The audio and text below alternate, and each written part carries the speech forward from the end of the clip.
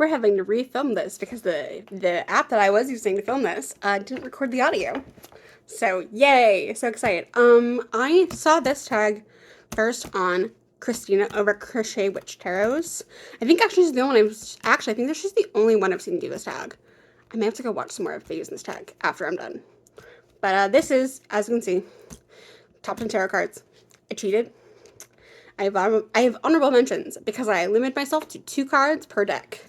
And they were honestly, for the most part, these are literally just the first decks that I thought of. I probably could have picked other decks entirely, but these were the first ones that came to mind, and I decided to go with that. Hang on, sorry, I'm making sure. No, I seem to have not. Did I put a card back? In its deck. Hang on. Yes, I did. I put a card in the wrong spot. Well, that's not true. I put it away thinking that I had done this video already. So first deck we're gonna talk about is so first off, I have 2 that are these are the same fandom, and they're both fan made. This is the Taylor Swift Tarot, I think is what it's called. It's this one that comes in this bag. I think she's currently out of stock on this one. Don't quote me on that. I have not checked in a while. But I have 2 cards, and I have 2 cards and then 2 honorable mentions from this one. This Three of Pentacles. This Three of Pentacles is everything to me. Oh my gosh.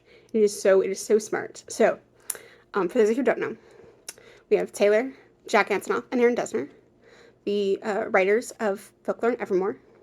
This is specifically them at the Grammys. And then down here you've got the Folklore Trees, because it's specifically them winning Album of the Year for Folklore. And I love that so much to me, like it is such for me it's such a good, like, real world example of the Three of Pentacles moment, and I love that so much. Next we have the Star, which this is the re-recording cover of, so this is the cover for Fearless Taylor's version. And at first I was like, oh yeah, no, like Fearless with the Star makes sense to me because, like, you know, that album feels like the way the Star card does to me. I can't explain that. Like, that's very much a felt experience that I can't explain. And then I was doing some thinking about it, and I realized that this is actually way more brilliant than I even gave it credit for. So Taylor's first re-recording that she released was Fearless.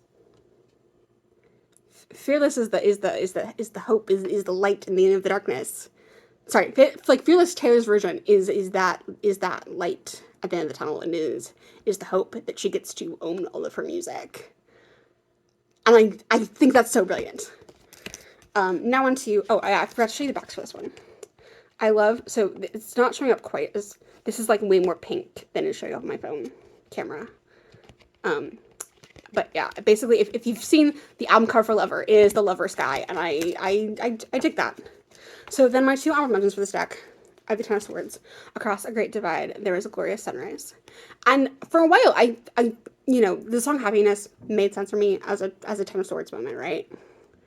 And then I was watching the 3 Fat Warriors' most recent video, and Lisa was talking about the Ten of Swords and the Rider-Waite-Smith. And then this made more sense to me after that video. Specifically this last part, there's a glorious sunrise. So yeah, if you have not watched their video, I highly recommend that. Then the Three of Swords. Rain came falling, down when I was drowning. That's when I could finally breathe. Also, for those of you 1989 fans, it does have the seagulls here, and then down here as well. Let's see if we can, there you go. What I love is that you can read this as heartbreak, right? But if you're someone that also reads Three of Swords as being like lessons learned from hardship, this also works, and I love that so much. But yeah, that is that deck. So the next deck is the Greek Goddess Tarot by Ellen Lorenzi Prince. These are the backs. I just have 1 card from this one, and it is the Queen of Swords, which in this deck is actually the King of Swords. What I love so much about this particular King of Swords, right? So, you know, swords of the mind. For me, the Ace of Swords is about, like, cutting through to, like, the heart of the issue, or like clarity, and clarity, but also like, and then like new ideas, right? But I love the fact that in this King of Swords, right, we have that idea being manifest and brought into fruition.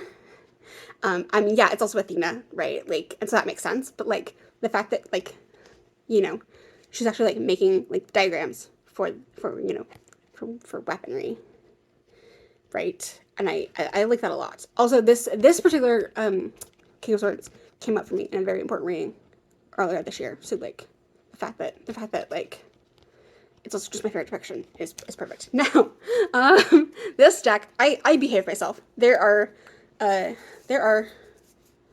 2 honorable mentions. No, 3 honorable mentions. But really, I could have just been like this entire deck. Sorry, I'm trying to figure out. I just had it. Hang on. For the 5 of Cups, which is an honorable mention in this deck, I wanted the guidebook because you will understand how much because I need to talk. I love this guidebook. I know I just talked about in another video about how much I love this guidebook, but I cannot stress enough how much I love this guidebook. So the first deck card that I picked, the first card that I picked, so they're both majors. I'm not gonna lie. It's Jean Grey as Death, which is so perfect, so perfect on so many levels. Because first off, she's the Phoenix, right? Like, right. So like that sort of like rebirth transformation, like she literally is the Phoenix. Makes a lot of sense, right? Like on that level. But also, she's a character who's gone through so many different transformations over the years in comics, right? When she was Marvel Girl, and was in a very like of the time like costume, and then she just went by Jean Grey for years, and then she became the Phoenix, right? So like there's so many ways to read this, right? and I love that about it. But yeah, so that's that. I don't remember if I showed you the backs or not, but there's the backs. The next one, this is the moon, and it's midnight. And the reason, so I was debating back and forth between whether to click this one or the next 2, the first 2 of the 3 elements for this deck. And the reason I decided to go with Moon Knight is because you still get like the reflection, because you get it in the pool, and I love that. I love that we still get the reflection, like that water symbology in our moon card. And I like it a lot. Also, just I love the arc of this deck, and it's so cool. So now on to honorable mentions. Most of my comic book boys are in this deck, or my Marvel boys in this deck, and I'm very happy about that, which is why these 2 were almost included. And we've got Bucky as the Hanged Man, and then we've got Daredevil as Justice, and I love it so much. So now the honorable mention, that's why I need to figure out where I put the guidebook, is this 5 of Cups.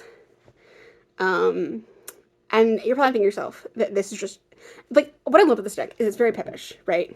But because you've mainly got this mandala like up here that has your how many cups and stuff, and these are throughout the whole deck.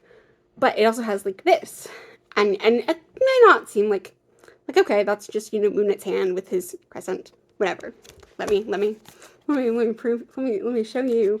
So in the guidebook, first off, I love for the majors in this book. What I love is that we get quotes from the characters from different comic books throughout the years that tie into the meaning of the comic themselves. Hang on, let me actually see if I can just find. So like no, that one's a really long one actually.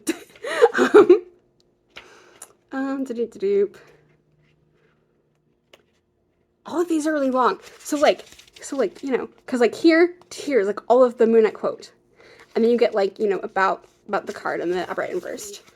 Oh, sorry, yeah, and but yeah. So then if we go, so then here for the minors, you still get a full card image, like a mini image, and upright and reversed. And what I love is instead of just like doing your traditional meanings, they tie it into the character. So it also tells you what it is, right? So like here you've got Crescent Dart, and then here for the 6 of Cups, you've got Lucky the Pizza Dog. So it's so good. And I'm just gonna read the upright entry for the 5 Cups. The moon possesses 2 faces, one of bright reflection, one of dark absorption, transitioning through multiple phases night by night. Moon Knight 2 possesses many faces.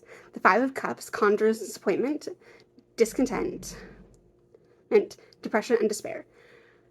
Managing life's multiple aspects is challenging, but it is transitionary. Reflecting on the past you can't change deepens sorrows. In the moon's reflection, you see life as it is. Be courageous, dive into your dark side, explore the deepest wounds, and begin healing. Learn from past mistakes and transition you to the next phase.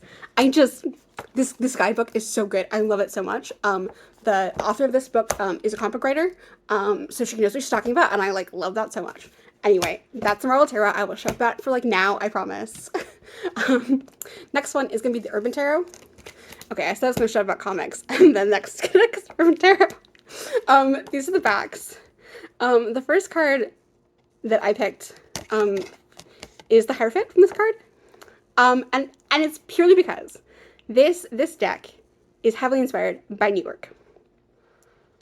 And if you've seen the Netflix Daredevil, it's not currently on Disney, it's actually not on Disney Plus, but originally when it came out, it was on Netflix.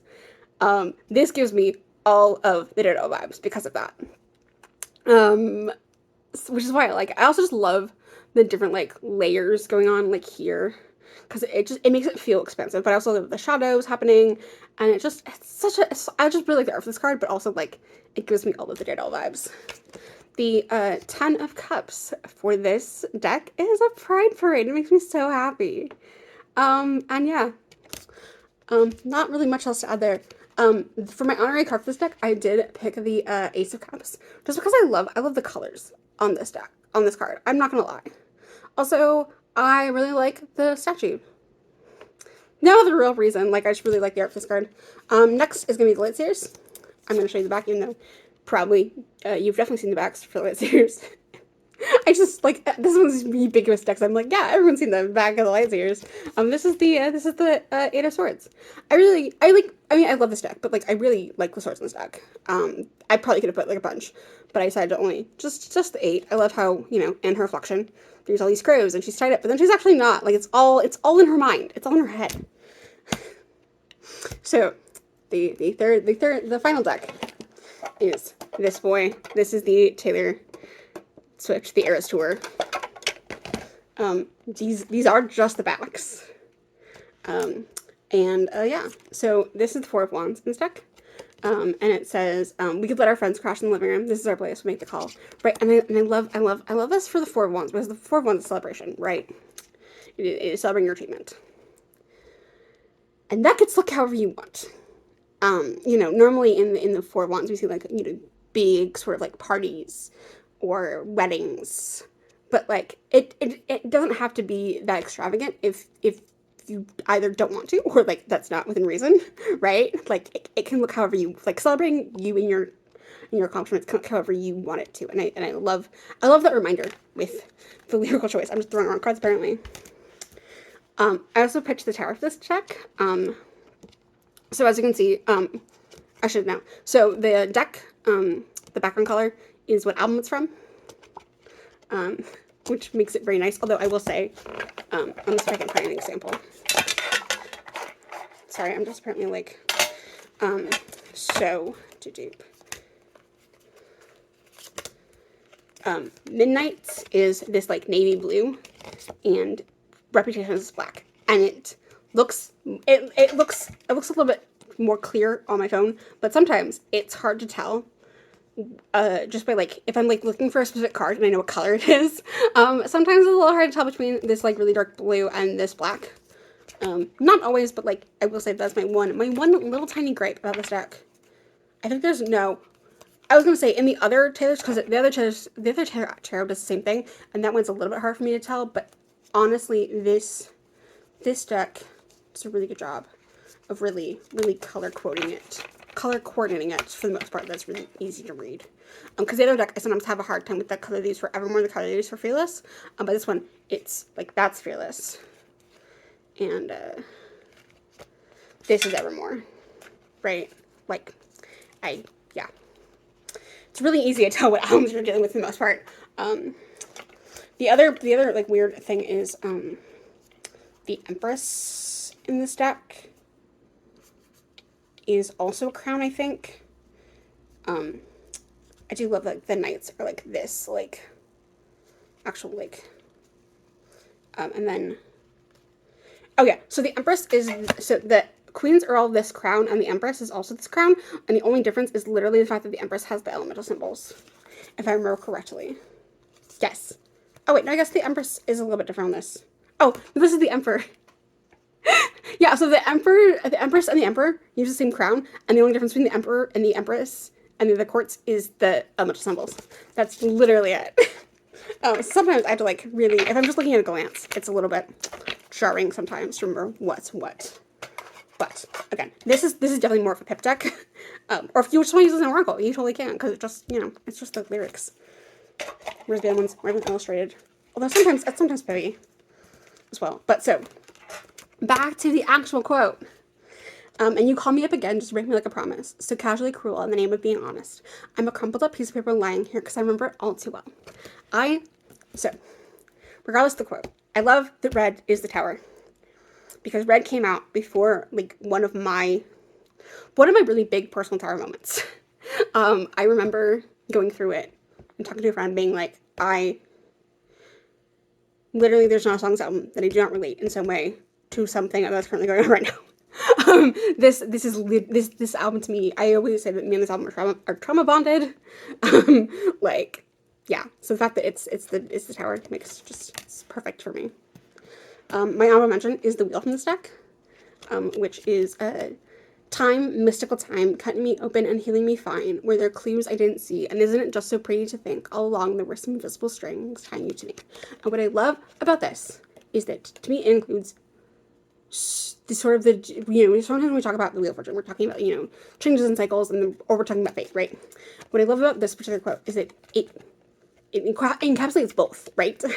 Like, time healing me from old wounds, but also then this idea that fate is tying these people together, right? Like, I love the duality of that so much. So yeah, that's my more than top 10 tarot cards.